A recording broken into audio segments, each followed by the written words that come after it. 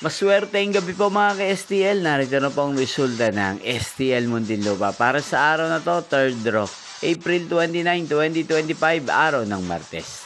Naway, ang mga natayan niyo pong mga numero kanina ay manalo nawa ngayong gabing ito, 9 PM. Kaya kunin niyo na po ang inyong mga tickets. Narito na po ang resulta.